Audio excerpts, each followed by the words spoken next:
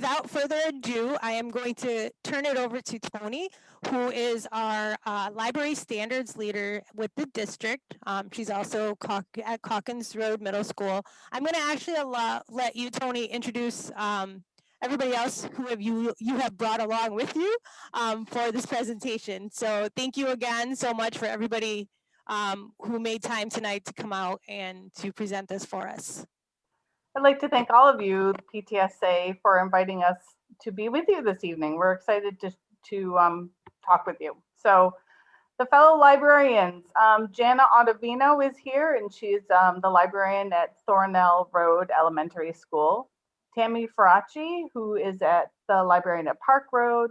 Lori Lankto, who was formerly the librarian at Mendon Center, but she's currently in a kindergarten classroom teacher this year at Thornell Road. We have Danielle Reed, who's the librarian at Barker Road Middle School, and then Karen Wilson from Allen Creek. So again, thank you for having us. So why is my slide not going? Okay. So what we're going to share with you tonight is how did we actually get to this point? We're going to talk about our 2.5-year journey.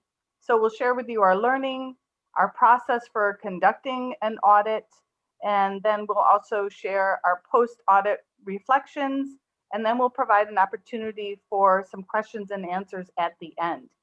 And I think we decided that if you have any questions throughout the presentation, to please add them in the chat, and we will address them when we're done with the presentation. Okay, so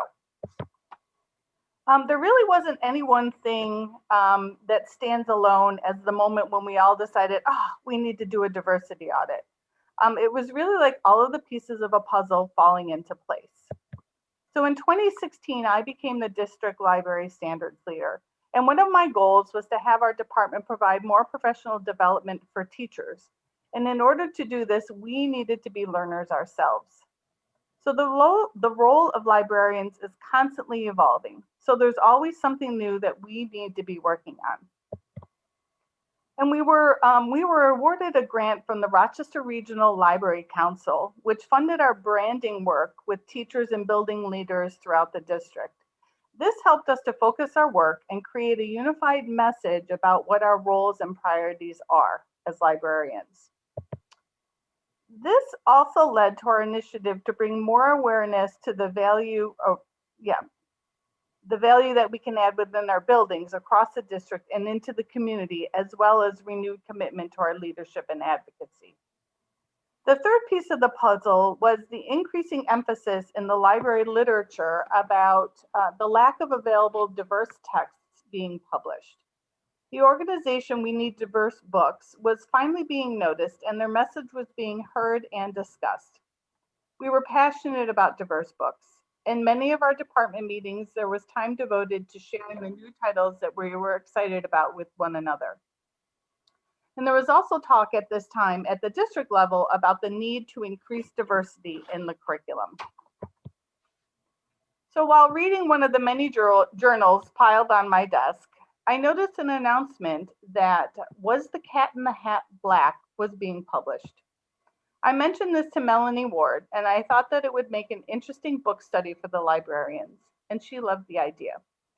So upon reflection, I guess you could say that the edges of that puzzle, you know how when you're building a puzzle, you get, I start with the edges, all of that was in place.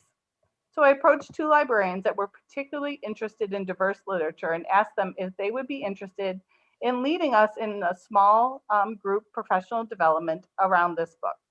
Tammy and Jana were on board, and I just got out of their way. So now I'm going to turn it over to the Park Road librarian, Tammy Faraci. Hello. So when Toni approached Jana and I, we got to work fine-tuning the goal of our collegial circle. We decided we wanted to become more familiar with ways to incorporate diverse books into our collection development practices, and that we wanted to promote these titles to increase their circulation among the students, teachers, and staff at our schools. We did read the book that Toni mentioned, Was the Cat in the Hat Black, along with some other titles and articles. And we invited speakers who were versed in the world of diversity and inclusion to come speak with our department. We engaged in activities to explore ideas surrounding the whitewashing of literature by the publishing industry, as well as the publishing industry's influence in general. And we did all of this with an eye toward our own collections, thinking about the degree to which our collections were or were not currently diverse, and how we might be able to increase the diversity within our collections in both an effective and culturally sensitive manner. So after spending 4 months working as a group to more deeply understand the topic of diversity in children's books and how that related to our own collections, we knew there was some kind of action we needed to take.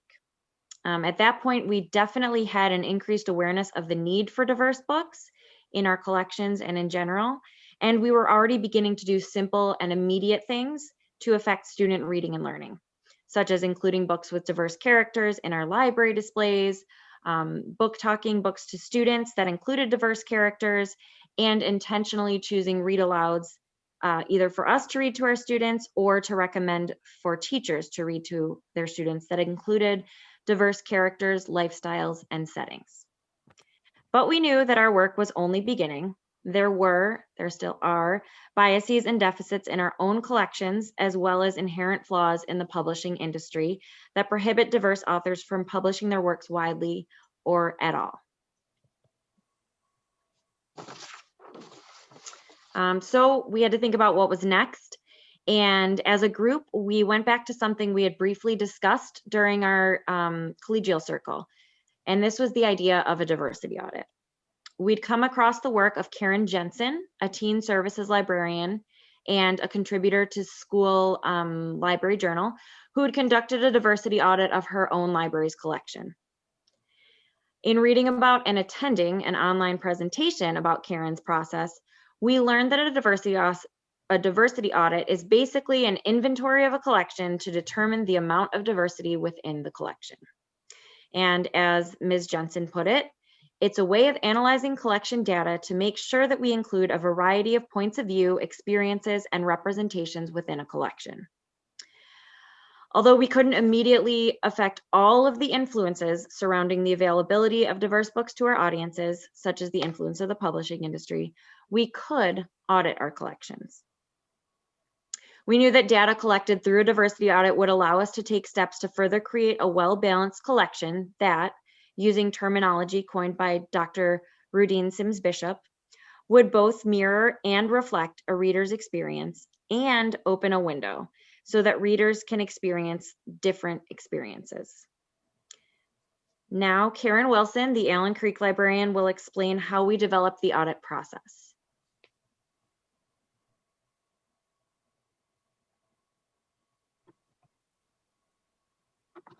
After deciding to conduct a diversity audit, we had some work to do before we could begin. We did some research on the concept and how we would need to get started. Having pretty sizable collections, we decided to start with our fiction chapter books rather than attempting to audit the entire library at once. We began by getting a shelf list of the books in our fiction collections. We then determined which categories we would want to use when auditing. A few of the categories we thought were important to include were own voices, ethnicity, disabilities, and neurological challenges. We then broke our list into elementary, middle school, and high school and decided how we would divide the work between us. We created a spreadsheet for each level where we could keep track of the demographic information for each book that we audited.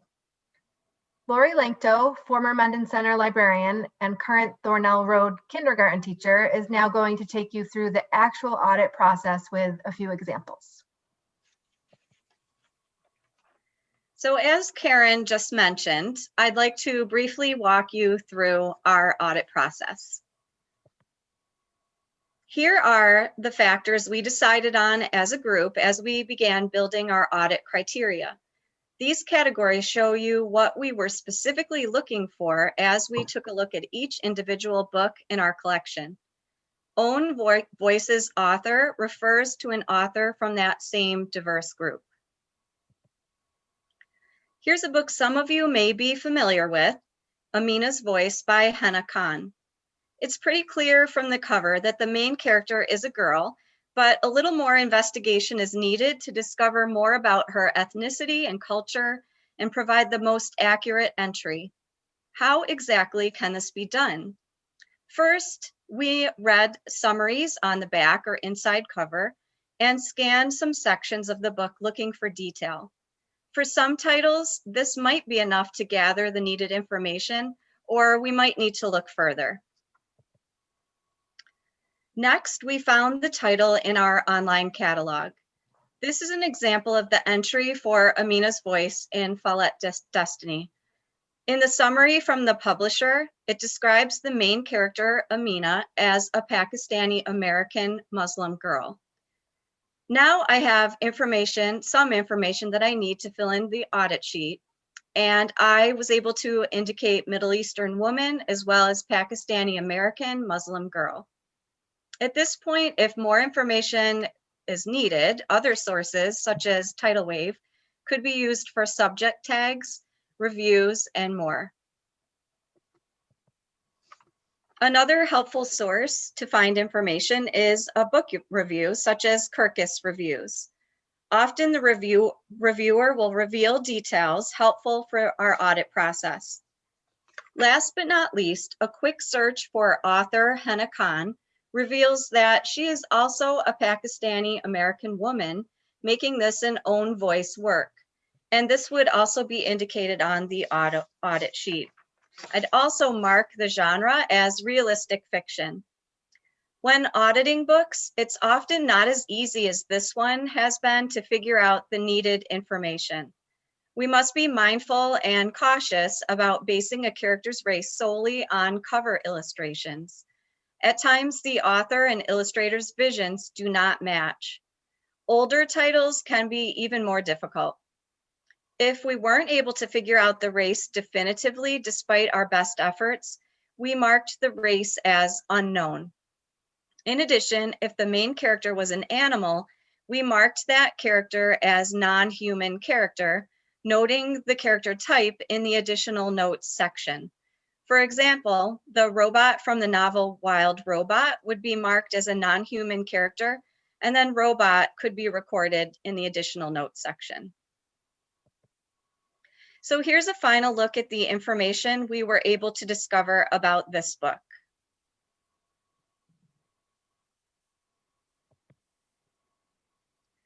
And this is an example of diversity factors for a new award-winning picture book. Author Carol Lindstrom is tribally enrolled with the Turtle Mountain Band of Ojibwe, which makes this an own voices title, and the protagonist is an Indigenous girl. Here is one last example of diversity factors for a young adult book by Jason Reynolds. This book is own voices because it's a Black male author writing about a Black male protagonist. And the book also contains an alternating narrative with a white male main character. Now I'll turn it over to Barker Road librarian, Danielle Reed, to share the findings of our audit.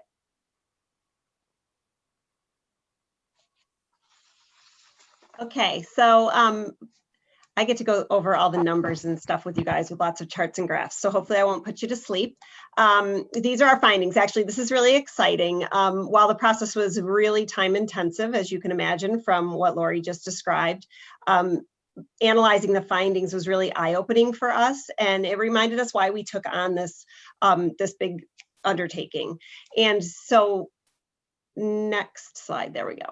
We had 3 different samples that we were looking at. Our original sample was, again, all fiction novels. So we didn't include our picture books in this. We didn't have nonfiction or biographies. We just did fiction novels. And it was our K-12 collection. And we pulled a shelf list that was all of our titles from the inception of our libraries through April 2019. So it was just a huge collection. And then of this sample, we audited 10,421 titles. It was about 75% of all the fiction chapter book titles that we have in our collection. And that we're going to call the original sample. And then to have a point of comparison, we pulled a new sample of the titles purchased from May through September of 2019. So this sample included 512 titles, and I'm going to refer to this as our new sample. And next slide shows you just a, it's okay. All right. It's okay. Shows you the summary table, which includes the third column, which is our third sample, which is a combination of the original and new samples. And I'm going to call that our current collection or our overall collection, just keeping in mind that that was from its 10,933 titles when you combine the original collection and the new purchases, but it's through the end of September 2019. So that's where we have our snapshot of data that we have all analyzed and everything and ready to show you guys. So this is what it looked like, and I'm just going to go into some of these a little bit more specifically. Own Voices, again, refers to books about diverse characters written by an author of the same diverse group. And our original sample of Own Voices works was 3% of that original sample. So it was 326 books of the 10,421 titles. And our new purchases, which this was the exciting part of this, we looked at what we purchased in that new sample from May to September of 2019, and we saw that we had 20% of our titles were of our fiction novels that we bought were Own Voices titles. And so then when we combined that all together, we could see that we had increased our Own Voices titles by 1%. So baby steps. But when you think about the huge amount of books that we had, you know, from over the years of all the years of the school, that, you know, that increasing it even by that much is pretty good over a short period of time. So then let's take a look at our race and ethnicity. Some of the factors that we looked at, the first one is the Black main characters. So our original sample showed 8.17% of our total fiction novel collection had a Black main character. And then our new books that we purchased during that short period of time was over 26%, giving our overall collection almost a 1%, 0.86% increase through till that end of September 2019. And the next one is Latinx main characters. So originally in our original collection, it was 2.8%. And of the new books that we purchased, it was 11%. And so then that showed us a slight increase in our overall collection of 0.39%. And now we're just going to take just a quick look at some of the other diversity factors in this table. So looking at the South Asian main characters, we went from 1.84% in our original collection to our overall collection being 2.16%. And then our East Asian was 3.35% and went up to 3.77. And our Middle Eastern was 1.26% and went up to 1.42. So showing little increases. And then Native Nations is our last one that I'm going to call out here, going from 1.96 to 1.98. And that's kind of an example, our publishing industry too. There hasn't been a lot of Native Nation books available, but there's more and more all the time. And we're so much more aware of it that we're really looking for those things now to complement our collection. So that's a good thing. Other representations, we looked closely at LGBTQ. And we found that at the beginning, with our original collection, we only had 1.43%. And then in our new purchases, we had 8.4%. So our overall collection was saw an increase of 0.33%. And that's just getting better and better, honestly. So from there, I'm going to turn it over to Thornell Road Librarian, Jana Ottavino, and she's going to share what we learned through the process. Hi, everybody. So after doing all this work, we wanted to do a lot of reflection before we moved on to other sections to make sure our process was effective, and we talked about what changes we would make if we were going to do other collections or other parts of our library, and also if we were going to share this knowledge with other librarians, kind of learning from our mistakes. One of the things that we felt like if we were going to do this again, we needed to make sure that we, remember we were in 9 different buildings all doing this kind of independently. And so there were different ways we interpreted the information. So we needed to make sure that we set up clear guidelines about what of each of the categories, what they mean. One thing that we found was we needed to add a category for gender nonconforming characters, because that was something that we forgot to include. We also needed to make sure that we, some of us interpreted when we looked at a book, and if it didn't specifically say what the race was, we assumed a white default. And that was our own bias coming into play there. And others of us marked that it was an unknown race. So we really needed to be careful about making sure that we were all on the same page with that. And again, checking our own bias and making sure that we were doing it the right way. And then also the other thing is this took a lot longer than we anticipated from the beginning. And so, and it took a lot of focus. It wasn't the type of thing where we could look at books for 10 minutes at a time because we might get interrupted. A student might come in, we have a class, whatever's happening. So we really needed a lot of time to focus. So this was something that if we were going to do it again, to make sure that maybe we put aside time during the summer to work on this, or even bringing in other helpers like an assistant, student teacher, even at the high school level, maybe students to help out. So after we had that we looked at the data, we did the audit, we have all these new diverse books. What do we do with them? So these are some of the ways that we have used our diverse titles and tried to promote them in our schools. One thing the elementary schools have started is called Book a Day. And this is a picture from my school. Each Monday, we would deliver 5 newly released picture books that were very diverse to each classroom. And on Fridays, the books would be picked up and they would be rotated. And that way, each classroom always had a new fresh supply of books ready for them to read throughout the week.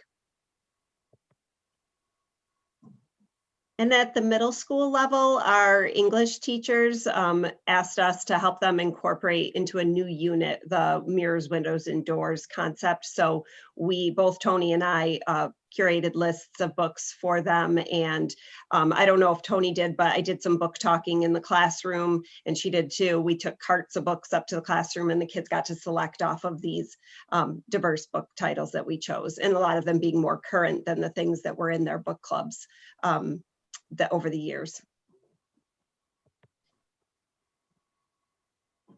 During the diversity process, the librarians at Menin Center were awarded a grant in order to purchase diverse titles for the library. And once the titles had arrived, we hosted an event in which the staff was invited to preview the collection and to also enjoy some donut holes. We grouped the books by common theme, and we provided handouts with how teachers could use these books to complement the curriculum.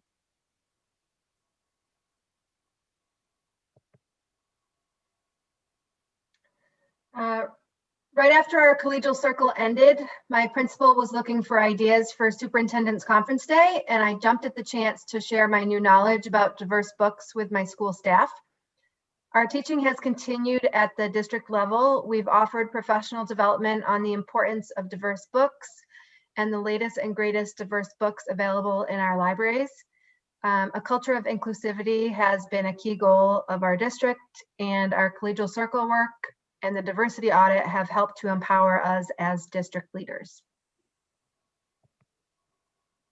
And along those same lines, we're currently participating in a collegial circle. All of the librarians in the district are continuing our learning around diversity and inclusion. We know it's not enough to provide a diverse collection. We need to be able to have those uncomfortable conversations with ourselves and with our colleagues and our students. And so we decided to do a book study, another book study, because we like those. And we focused on 2 books, these 2 books that we're showing you here. And we have read both of them and discussed them at length. And now we're in the middle of putting together some resource lists based on themes that we identified that we thought would be valuable. So we're doing theme-based resource lists for staff and for students, and we hope to have those ready by late spring. So once we completed our diversity audit, we actually presented about the audit process at the American Association of School Librarians Conference in Louisville in November of 2019. More than 100 librarians from around the country attended our session. And since then, we've actually had several inquiries about utilizing our tools in other people's libraries. And then we've also been asked for presentation appearances. So we're very proud of our diversity audit work. We promise you to keep learning and working hard for all of our students and for the larger Pittsford schools community.